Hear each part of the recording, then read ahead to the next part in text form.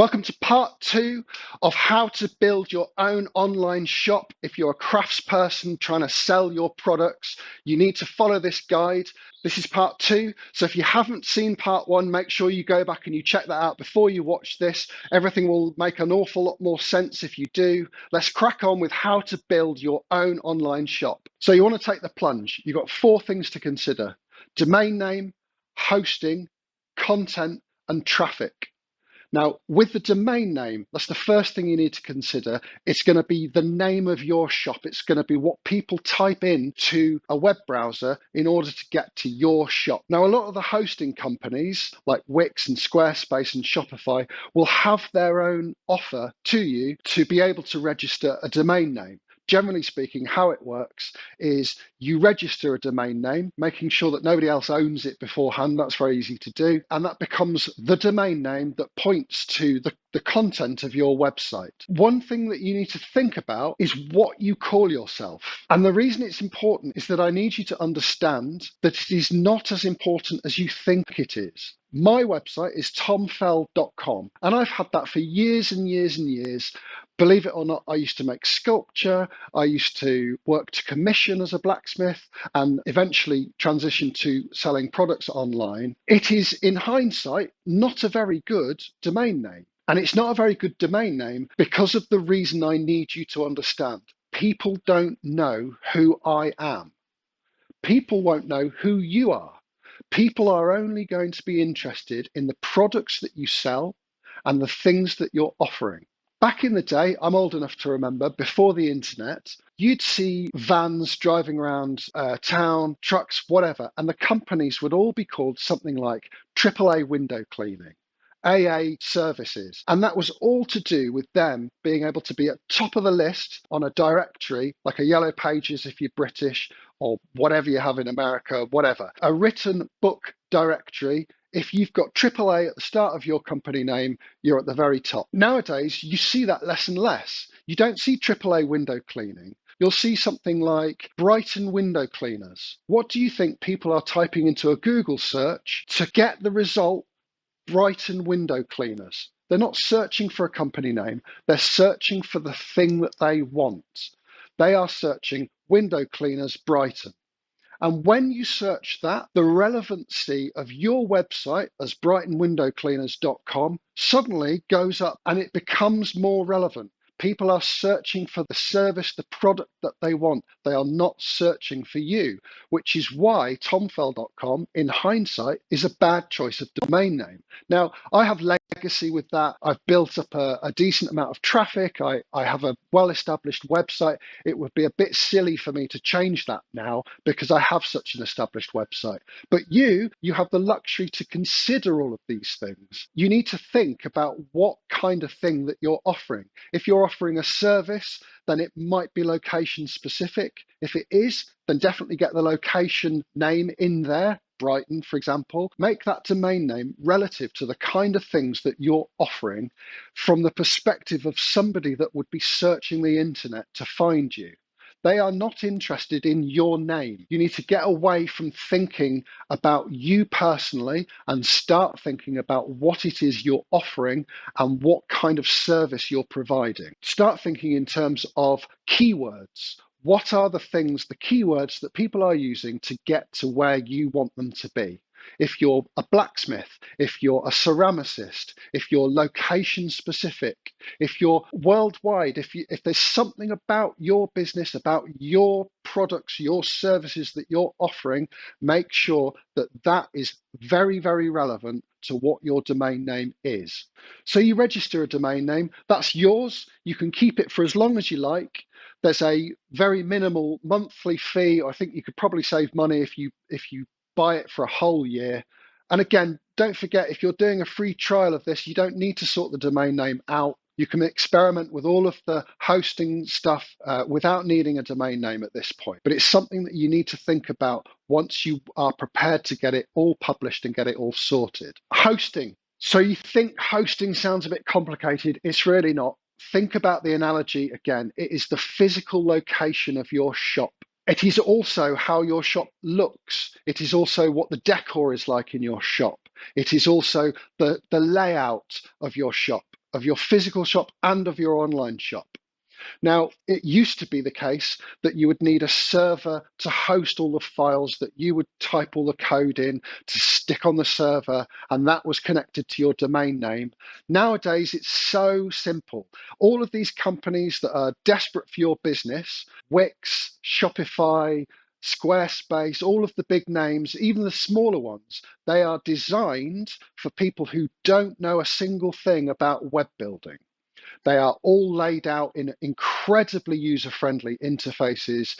You can start with a template. You can tell them what kind of thing that you want to be doing. I want to be selling. I want to be selling these products. They're all handmade, and it can give you a suggested template for you to lead with. Now, that'll generally include a home page, a product page, which is a generic product page for all of your different products. It will give you a contact page. It will give you an about me page, and it will talk about how you set up all of your selling, your bank stuff, your payment options, all of these sorts of things. And they are really, really good. They look great. They are really professional. They are designed exactly for people like you to use. And the fact that you know nothing about building a website doesn't matter. They've taken all of that into consideration. They are so straightforward. Once you get past the free trials or the introductory offers, they do charge you a monthly fee. That can be quite low. You tend to not need to go to the higher ends because your website isn't going to be huge. It's going to be relatively small. You're going to need the e-commerce package, whatever that is. But so far, we're talking about 2 monthly payments, one for the domain name, one for the hosting. Now, sometimes it'll be the same company that does both. It'll all wrap it up. So this is where it's different from Etsy. Etsy, there's no monthly payment. Etsy is all transaction payment. Whereas this yourself, there is monthly payments. They are quite low, and very quickly you will realize that they are dwarfed by the size of, hopefully, by your sales. This is where I would really recommend you keep it simple. You want a nice, professional looking decor and layout to your shop, so that your products and your information are the things that make it most exciting. There are no extra costs that you need to consider once you've got that hosting and that domain name sorted. There are loads of extensions that you can add to them. Quite a lot of them are free. Some of them are paid for, and some of them you might feel that you need at some point in the future. Things like how to get reviews to show on your website, little customizable things that you might want to do as you go down the line. And yes, they are monthly costs, but they're very, very small. But at the end of the day, I would strongly suggest having a free trial. It should take you no less than maybe half a day once you've registered, logged in, whatever, for you to create an incredibly professional looking website that has a decent homepage, a few products in there, an about me section, a contactable section. And I would imagine that it would take you less than half a day to get to that stage for you to then be able to see a preview of what that would look like to a potential customer on the internet. So even if you're not sure that that's definitely a road you want to go down, take half a day, find a free trial for all of those 3 big companies that I've mentioned, and see what it's like. I would be amazed if you don't think that it looks professional. And I would also be amazed at how little time it ends up taking you to do that. And that's really as simple as it gets. You've got a professional looking website. Then you've got to work out what to fill it with. And that's where the content comes in. And that's what we're going to talk about. So your content, again, your content is like in the physical shop, your products, the things on your shelves. These are the things that you want to sell ultimately. And your content is going to be split into 2 things on an online shop. And they are photos and text. So when we talk about content, that's all it is, photos and text. Now, it sounds very simple, but there's so many fine lines that you need to tread very carefully with. So let's talk about photos first. You need to take professional looking photos that tread a fine line between professional and soulless. You do not want the brilliant white background with a product in the middle because it looks like a factory's made it. You need to convey the idea that it's handmade, it's unique, it's high quality, it is professional. but you want some soul in there. You want them to understand that it is a handmade item. If you are taking a photo of a companion set, for example, put it in front of a lovely raging fire. Make it aspirational. Make the people that look at it want to own that thing because they want to own that lifestyle. Now, that's a really, really hard thing to do because you might not have access to a nice big open fire. You might not have access to a beautiful bathroom with a roll top bath where you can show off a nice candlestick or whatever the products that you're doing. This is when you call in favors. This is when you speak to pubs and bars who have nice decor. This is where you absolutely try to make as much contact with whoever you know has a lovely big house, has lovely spaces, has a lovely garden to take photos in.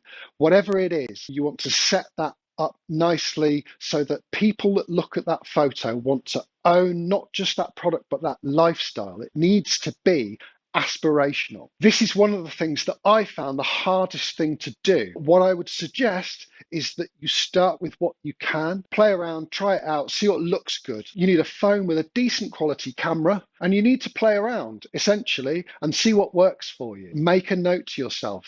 You will get more sales the better these photos are. And don't forget, these are the only way of people seeing your work. The other thing to talk about is text. Now, text is going to be two different things, titles and descriptions. Titles are so important. Titles are more important than your domain name because the title is the thing that determines whether your product gets shown to somebody searching. So, for example, I have a product called an eye poker. Now, there is no point in me just calling it an eye poker, because an eye poker could also mean an eye poker. Poker itself is a game and a poker for a fire. You need to get into the mindset of what people are going to be searching for in order to find the products that you're selling. Rather than calling it a poker, you could call it a handmade or a hand-forged fireplace poker,